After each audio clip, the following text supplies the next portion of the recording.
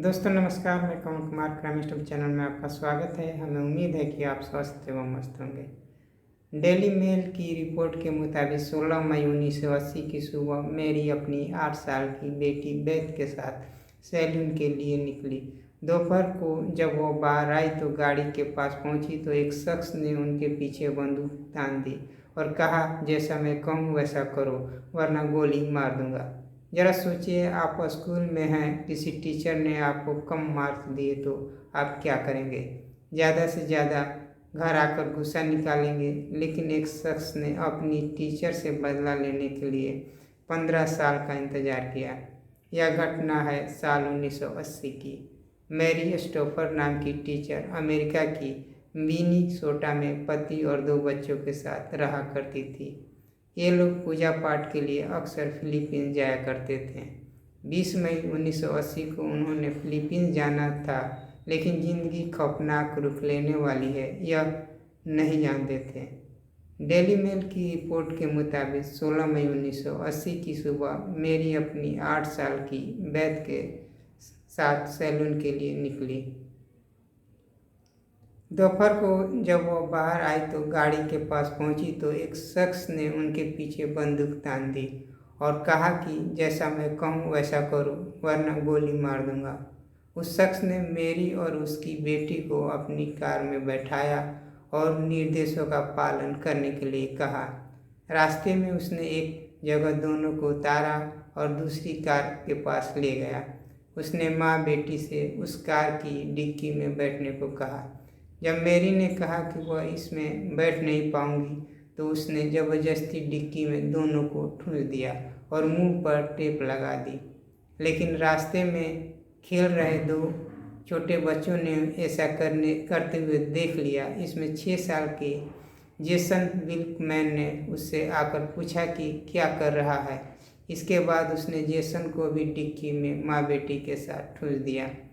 रास्ते में उसने गाड़ी रोकी और जेसन को बाहर निकाल कर कहीं ले गया। कुछ देर बाद जब वो वापस आया तो माँ बेटी को अपने घर ले गया। जब मेरी ने उससे पूछा कि वो बच्चा कहाँ है तो उसने कहा कि उसने उसे जगह छोड़ दिया है।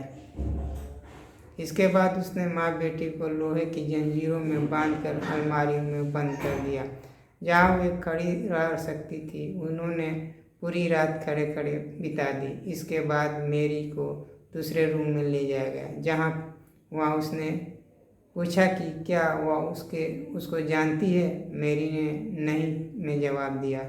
इसके बाद शख्स ने कहा कि वह मेरी का छात्र था।